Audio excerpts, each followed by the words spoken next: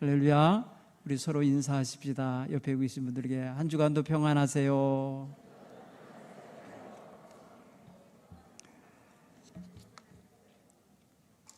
우리는 세상사 모든 이치 가운데 특별히 죄를 지으면 벌을 받는다라는 이치를 알아요. 죄를 지으면 벌을 받는다. 죄값을 치른다. 그래서 우리는 죄에 대하여 조금은 두렵게 생각도 하고, 또 죄를 짓고 나면 양심의 가책도 받고, 그리고 마음에 무거운 짐스러운 마음도 갖는 것 같습니다. 죄는 분명히 대가를 요구합니다. 죄값을 치르게 합니다. 그게 숨겨지고 가려지고 오랫동안 은폐될 수 있을 것 같지만 해 아래서 드러나지 않을 것이 없습니다. 은밀한 중에 행한 것도 이제 밝은 대낮에 지붕 위에서 외치는 날이 올 것입니다. 하나님 앞에 설 때엔 감출 것이 없습니다. 숨길 수도 없습니다. 꾸밀 수도 없습니다. 다 노출될 수밖에 없습니다. 마르틴 루터가 종교개혁을 하는 동안에 많은 힘겨움과 피곤함과 그리고 자기 마음의 감정을 건드리는 그런 많은 악한 일들이 자기에게 다가올 때 정말 무너질 것만 같았어요. 그래서 더 많은 시간을 기도했어요.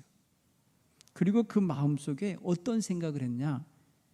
나는 피곤할 때마다, 나는 지칠 때마다 나는 세례받은 사람이다. 이렇게 생각했어요.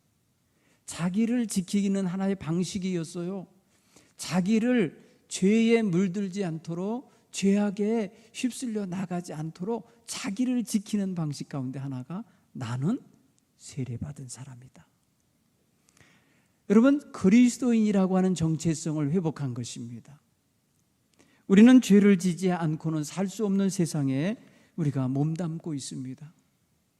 세상에 발을 딛고 사는 이상은 정말 여기 가도 저기 가도 내가 아니어도 다른 사람이 만들어 놓은 죄악의 현장에 물을 들게 되어 있습니다. 죄 지은 자가 해준 밥을 사 먹게도 됩니다. 죄 지은 자가 펼쳐놓은 가게에 가서 물건을 사게도 됩니다. 죄 지은 사람과 관련이 없이 살래야 살 수가 없는 세상살이를 우리는 하고 있습니다. 우리 마음에도 그렇습니다. 아무리 깨끗한 척하고 아무리 자기가 의로운 것 같아도 죄에서 벗어난 사람은 아무도 없는 것 같아요. 그래서 우리는 겸손하게 종교개혁자가 표현하듯이 따라서 용서받은 죄인입니다. 죄인인데 용서를 받았을 뿐이에요. 죄인인데 용서를 받고 사는 사람이기 때문에 그 용서해 주신 하나님, 그 용서를 받아내 주신 예수 그리스도의 은혜에 감사하고 감격하며 살아가야 되는 게 우리의 신앙생활이에요. 여러분, 우리가 신앙생활 아무리 잘해도 우리 등짝에서 천사의 날개가 나오진 않아요. 천사가 되는 게 아니라고요. 의인이 될 수도 없고 하나님 나라에 그냥 합당한 사람으로 그냥 저절로 될 수가 없어요. 우리는 말 그대로 십자가 없이는 하나님 앞에 한 걸음도 다가갈 수가 없어요. 십자가 없이는 하나님을 부를 수도 없어요. 십자가 없이는 하나님께 나와 예배할 수도 없어요. 그러기에 우리는 십자가 앞에서 나는 죄인으로소이다라를 고백하는 걸 부끄러워하거나 이거를 부담스러워하거나 이것을 꺼려해서는 아니 되는 것입니다. 우리는 십자가 없이는 하나님 앞에 갈 수가 없어요. 성경은 분명히 선포합니다. 의인은 없나니 하나도 없다. 선의를 찾으려고 하감하여 보니 아무도 선한 자가 없다. 오늘 성경 23절에는 그럽니다. 모든 사람이 죄를 범하였음에 하나님의 영광에 이르지 못하였도다. 아무도 하나님 앞에 죄 없다고 할 사람이 없다는 거예요. 그러니 우리가 모두 다 나는 죄인으로서 이다를 고백하는 순간 우리는 주님 앞에서 죄범한 자로서 그 죄값에 대하여 우리는 분명히 치러야 하고 그것에 대한 분명한 부담감이 있는 것임을 우리는 알아야 돼요. 그런데 내 힘으로는 아무리 하여도 죄값을 치를 수가 없으니 나의 죄를 없이 할 수가 없단 말이에요. 내가 뭘 해서 어떤 것을 들여서 무엇을 어떻게 잘해서 내 죄를 씻을 수가 있겠습니까? 우리 힘으로는 죄를 씻을 수가 없습니다. 이게 한계입니다. 우리에 대한 완전한 평가는 나는 죄인이라고 하는, 너는 죄인이라고 하는 말씀이고요, 율법이 말하는 것에 모든 사람이 죄를 범할 수밖에 없는 조건 속에 있음을 선언해 준 거고요, 그리고 그 죄에 대한 죄값은 우리 인간이 감당할 수 없다는 거예요. 그것이 바로 한계입니다. 그런데 하나님은 의를 요구하시는 분입니다. 여러분, 죄에 대하여 문제를 삼는 분은 하나님이에요. 사탄은 죄의 문제 삼지 않습니다. 죄를 권장합니다. 죄를 먹고 삽니다. 죄에서 힘을 얻습니다. 사탄은 죄랑 아주 좋아하는 관계입니다. 그러나 하나님은 죄와 관계가 안 좋습니다. 하나님은 죄를 싫어하십니다. 죄를 미워하십니다. 죄를 짓지 말라고 명하십니다. 하나님은 공의로우신 분이기 때문에 그래요. 죄에 대하여는 반드시 심판하십니다. 죄에 대하여서는 반드시 그 대가를 치르게 하십니다. 이게 하나님의 공의입니다. 여러분, 이 세상은 법이 다스리죠. 이 세상의 질서는 법이 잡아가고 있습니다. 그래서 우리나라에 이 법전이 굉장히 두껍습니다. 굉장히 두꺼운 그 육법전서를 우리 사법대생들은 늘 달달 외우듯이 외워야 할 만큼 아주 많은 내용이 담겨 있어요. 그런데 그것을 가졌다고 해서 그 육법전서를 다 외우고 있다고 해서 그 사람이 의로운 사람이 될까요? 그 사람이 죄에 대한 규정은 알고 있어도 그는 죄 안 짓고 살까요? 그렇지 않습니다.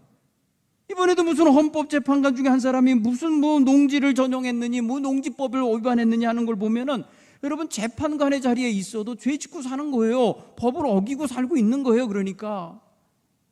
그러니 우리는 죄에 대한 문제만큼은 보편적인 문제로 인식해야 돼요. 이거 특별히 못난 이들만 짓는 게 아니에요. 온 세상 사람이 다 죄 가운데 있는 거예요. 이것을 지금 하나님은 다루고 계신 거예요. 사랑하는 성도 여러분, 우리 하나님은 죄 없는 사람을 찾으려고 하셨지만 실패하셨어요. 하나님은 자신이 지은 인생들이 죄 없게 살길 원하셨지만 실패하셨어요. 그래서 하나님은 후회하셨어요. 내가 인생들을 지은 것을 내가 정말 후회한다. 한탄하셨어요.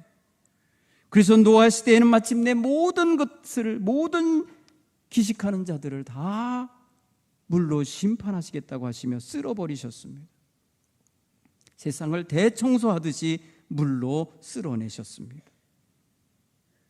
그러면 거기서 은혜 받은 사람, 거기서 하나님의 은총과 사랑을 받아서 구속함을 받은 방주에 들어갔던 노아의 가족은 안전했습니까? 그 후손은 죄가 없었습니까?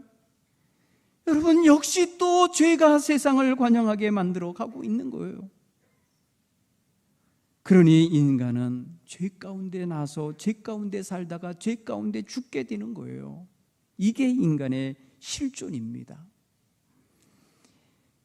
그래서 하나님은 방법을 바꾸신 거예요.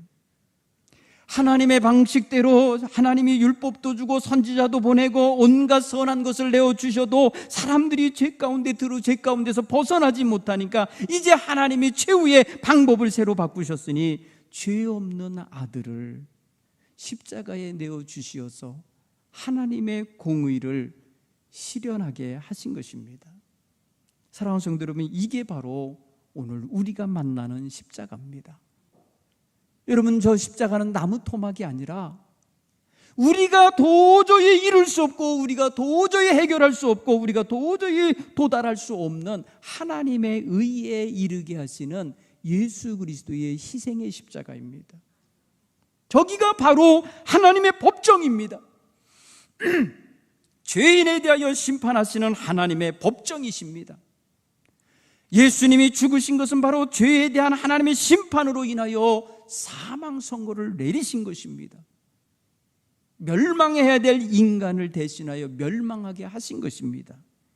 바로 십자가는 하나님의 재판이 이루어져서 사형 선고가 내려서 죄인에게 벌을 내리신 자리인 거예요. 곧 공의가 이루어진 자리인 거예요. 사랑하는 성도 여러분, 그래서 우리는 십자가를 대할 때에 조금 떨리는 마음으로, 조금 두려워하는 마음으로, 조금은 미안한 마음으로, 조금은 하나님 앞에 면목 없는 마음으로 십자가를 대하며 나를 위하여 대신 죽으신 예수님을 기억해야 될 줄로 믿습니다. 하나님의 법정 앞에 온 사람들이 떨리는 마음이 있어야죠. 제가 목회하면서 법정에 가본 기억이 있습니다. 목회하는 교회의 한 권사님의 어린 아들이 폭력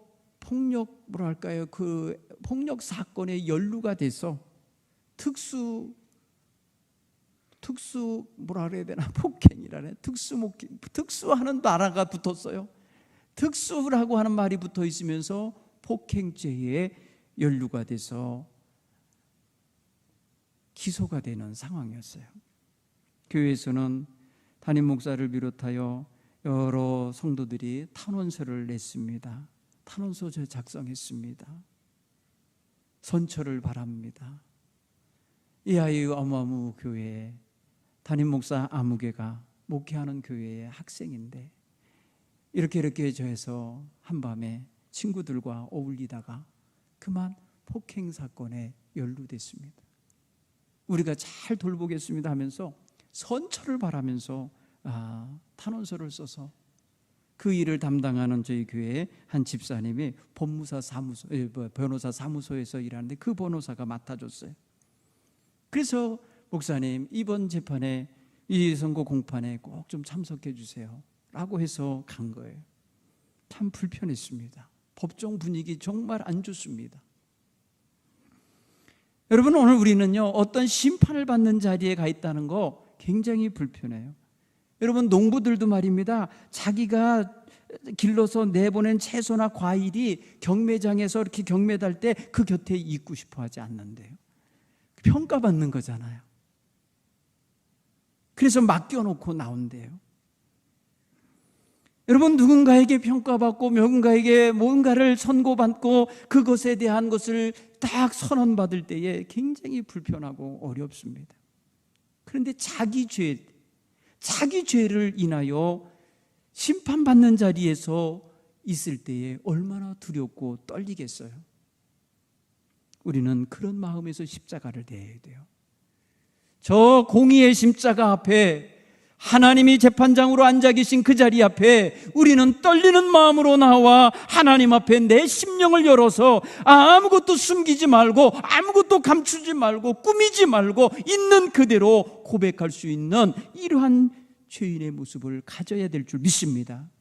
초라해지라는 뜻이 아니에요. 진실해지라는 뜻이에요. 무너지라는 뜻이 아니에요. 다시 그 은총을 힘입은 자께 서라는 뜻이에요.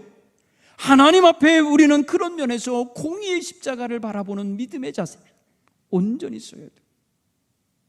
하나님은 그 공의를 이루시고자 자신이 정한 법 앞에 자신이 유야무야 할 수 없었기에 반드시 값을 치러야 하겠기에 죄 없는 아들을 대신 십자가에 올라가게 하신 거예요.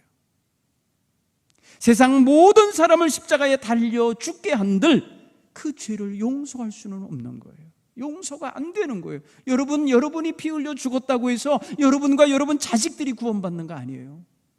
여러분, 우리의 피값 아무 효력이 없어요. 우리의 피는요 아무 힘이 없어요. 왜? 우리는 죄인이기 때문에. 죄인의 피가 무슨 구속력이 있습니까? 죄 없으신 하나님의 아들의 피가 그래서 제물이 될 수 있는 거예요. 여러분, 저 십자가는 하나님의 법정을 나타내기도 하지만 하나님 앞에 죄를 지은 자가 드리는 제사의 자리가 되는 거예요. 희생 제사가 드려지는 자리예요. 저기가 바로 예수님이, 아무 죄 없는 예수님이 마치 어린 양같이 되시어서 십자가에 달려 죽으심으로, 피 흘리심으로 우리의 죄를 씻으시는 자리예요. 바로 속죄의 제단인 거예요. 그러니 여러분, 저 십자가를 대할 때마다 거룩한 마음으로, 감사하는 마음으로 죄를 사해 주시는 하나님의 그 은총을 받는 자리 앞에 서 있는 심정으로 다가서야 될 줄로 믿습니다. 그 십자가의 마음, 십자가를 대할 때마다 희생제사 드리시는 예수님을 기억하시기 바랍니다. 예수님은 우리를 위해서 자신의 몸을, 자신의 생명을 아낌없이 어린 양 되셔서 내어 드리고 계신 거예요. 그로 인하여 하나님은 우리를 죄에 대하여 죄 없다, 의롭다 칭해 주시는, 오늘 성경 표현을 하면 우리의 과거에 지은 죄로 관과하셨다, 그래서 간과해 주셨다, 지나가게 해 주셨다는 거예요. 지나쳐 주셨다는 거예요. 죄가 있는데 죄 없는 것처럼 눈 감아 주신 거예요. 여러분, 그러니 얼마나 우리 마음이 늘 하나님 앞에 죄송스럽고 예수님 앞에 미안하고 몸둘 바를 몰라야 되겠습니까? 여러분, 그런 마음은 어디로 가고 뻔뻔스럽게 살고는 있지는 않습니까? 마치 당연한 것처럼 그렇게 여기고 살고는 있지는 않습니까? 행여라도 마치 자기가 잘난 것인 양 아직도 뽐내며 살고는 있지는 않습니까? 우리는 주님 앞에서 겸손하게 누구를 향하여 어떤 말을 하기 전에 우리 자신이 죄인임을 고백하는 자세로 서야 될 줄 믿습니다. 속죄의 제단입니다. 공의의 재판관, 재판정과 이 속죄의 제단, 너무나 중요한 우리에게 갖는 십자가의 이미지예요. 세 번째는 저것은요, 마치 노예시장에서 팔려나가고 있는 노예를 누군가에게 희생당할 수밖에 없는 길로 갈 수밖에 없는 노예를 대신 사서, 대신 값을 지불하고 자유를 주신 자리예요. 곧 노예를 해방시킨 자리, 노예 같은 죄의 노예로 살아왔던 우리들, 죄에게 팔려가고 있던 우리를 그리스도의 핏값을 주고 사셔서 우리를 자유케 하신 자유의 선포 자리예요. 노예 시장에서 노예로 팔려가던 순간에 있는 인생을 하나님의 자녀가 되는 곳으로 인도받게 한 자리예요. 너무나 귀한 자리예요. 여러분, 저 십자가를 대할 때마다 나를 살려주시고 나에게 새로운 기회를 주시고 나에게 새로운 자유를 주시고 새로운 특권을 주신 자리구나, 이렇게 십자가를 바라볼 수 있는 은혜의 눈이 열리기를 간절히 축원합니다. 저 십자가는 울타리가 제거되고 있는, 담이 무너지고 있는 현장입니다. 여러분, 십자가에서 주님이 죽으심으로 말미암아 하나님이 유대인의 하나님이 아니라 온 이방인들의 하나님까지 되시는 자리가 되셨어요. 누구든지 예수 믿으면, 누구든지 저 보혈의 공로를 힘입으면 모두가 다 하나님의 자녀가 되게 만드시는 놀라운 울타리가 부서지고 담벽이 부서지는 그런 공사 현장같이 열려지는 자리예요. 열림의 역사가 있는 거예요. 여러분, 십자가가 있기 때문에 우리가 있는 거예요. 믿습니까? 저 십자가가 있기 때문에 우리가 하나님의 자녀로 지금 존재하는 거예요. 저 십자가에 눈물이 있고 희생이 있고 피 흘림이 있으셨기에 우리가 지금 하나님을 아바 아버지라 부르며 예배하는 자리에 있게 된 것입니다. 우리는 이방인 중에 이방인 아닙니까? 유대인들 편에서 볼 때 우리는 이방인 중에 이방인, 죄인 중에 죄인으로 취급당하는 존재. 여러분, 우리 몇 대 위만 올라가도 우리는 다 우상 숭배하던 집안들이에요. 보십시오, 여러분. 삼국시대, 고려시대 내내 불교가 지배하던 나라예요. 여러분, 이 조선 500년 내내 유교와 불교가 서로 아웅다웅하면서 오던 시대예요. 우리가 복음을 받은 지가 얼마나 됐습니까? 이 나라에 복음이 들어온 지 이제 여러분 몇 년 안 됐어요. 이제 140년 돼갑니다. 그러니 여러분 보십시오. 우리는 죄인 중에 죄인이라 취급당할 존재가 아니었겠습니까?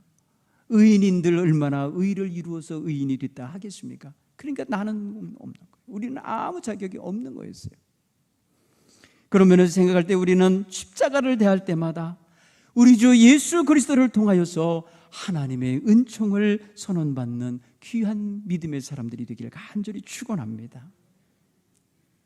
여러분, 저 강화에는요, 우리나라 선교가 그래도 이리 충청도나 이런 데보다 더 빨리 복음이 들어왔어요. 왜냐하면 선교사가 인천 제물포항으로 들어왔거든요.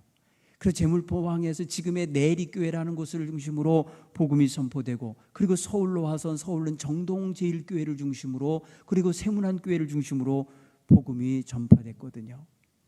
그런데 그 인천 내리교회 교인들 중에 강화도에 있는 사람들이 있어요. 강화도로 복음을 전하러 간 사람들이 있어요. 그래서 강화도 사람들이 예수를 많이 믿었어요. 여러분, 지금 강화도에 가면요, 마을마다 다 감리교회가 있어요.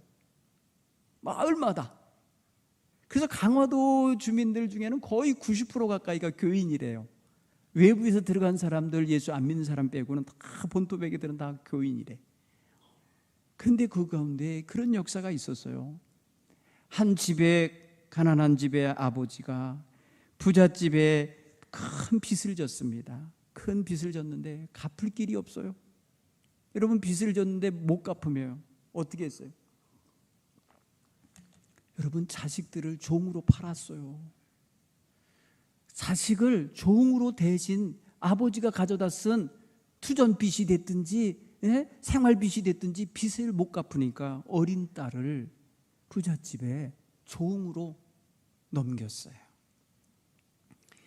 그 종집에서 어린 이 여자아이가 자라났어요. 자라났어요. 그 사이에 주인 남편 죽었어요. 자식이 없어요. 그리고 이쪽 자기를 종으로 팔아먹은 엄마 아버지 다 죽었어요. 없어요. 이 여자아이는 완전히 천혜고아가 되어 있어요. 남의 집 종으로 있어요. 그런데 이 주인 여인이, 아주머니가 예수를 믿게 됐어요. 예수를 믿고 복음을 받아들인 후에 성경을 읽다 보니까 자기가 얼마나 큰 죄인인지를 알았어요. 자기를 죄의 종에서 자유케 하신 예수님의 은혜에 너무너무 감사했어요. 그래서 그 감사를 어떻게 갚을까 어떻게 하다 생각하니까 자기 집에 지금 종으로 팔려와서 자기의 명령에 순종하면서 시달리며 사는 이 하녀가 보였어요. 그래서 이 하녀를 동네 사람들 불러서 종 문서를 앞마당에서 태우면서, 이 아이는 이제부터 우리 집 종이 아닙니다. 여러분 다 기억해 주기, 얘를 종으로 대하지 마십시오 하고 그의 종 문서를 태웠어요. 얼마나 감격이세요. 이 종은 얼마나 행복했겠어요. 이제 너는 자유다. 어디든 가거라. 네 원하는 곳에 어디든 가서 살아라. 그리고 네 원하는 남자 만나서 결혼해서 살아라 하고 내보냈어요. 그런데 이 딸도 그러니까 이제 뭐랄까, 이 하녀도 예수를 부모님 주인 따라 다니다가 예수 믿게 된 거예요. 이 하녀도 믿음이 갖게 됐어요. 그러는 사이에 이런 해방의 선언이 나왔을 때 너무나 감사하죠. 그런데 뭐라고 하냐면, 너는 이제 내 집에서 살지 말고 떠나라. 그러니까 내 집에서 떠나라는 말이 너무너무 싫었어요. 나 그냥 이 집에 살래요. 나 갈 곳도 없어요. 여기 그냥 살게 해주세요.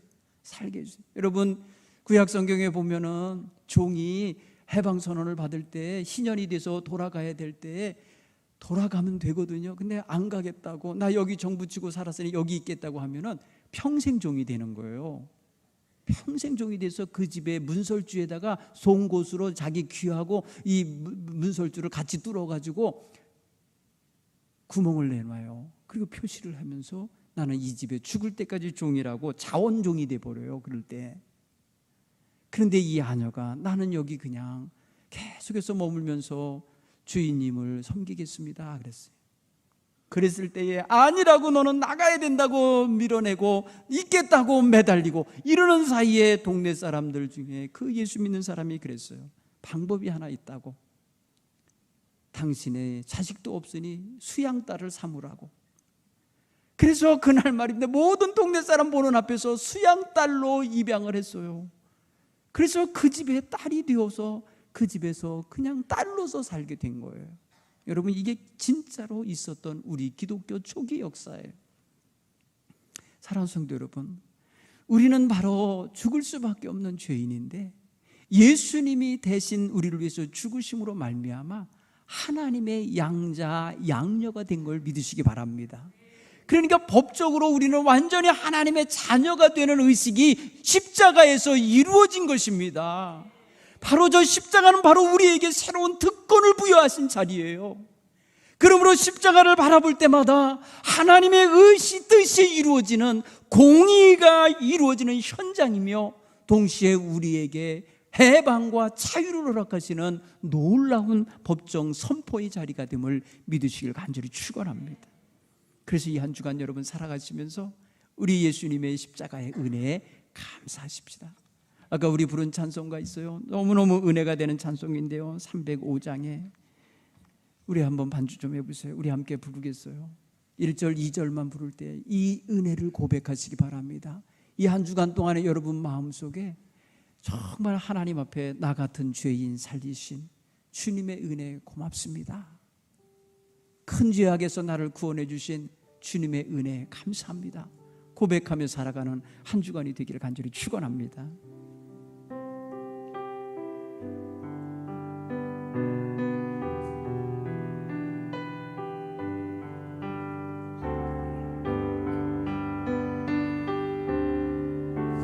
나 같은 죄인 살리신 주 은혜 놀라워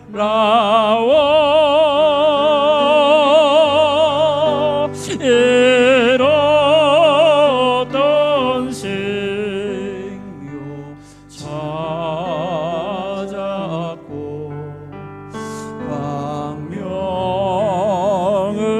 광명으로 얻었네. 큰 죄악에서 건지신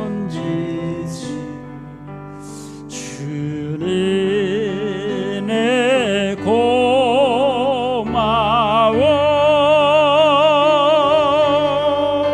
나 처음 믿은 그 시간 귀하고 괴하다. 큰 죄악에서 건지신 큰 죄악에서 건지신 주의 고마워.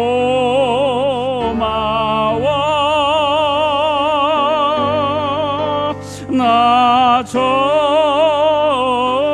믿은 그 시간 귀하고 귀하다.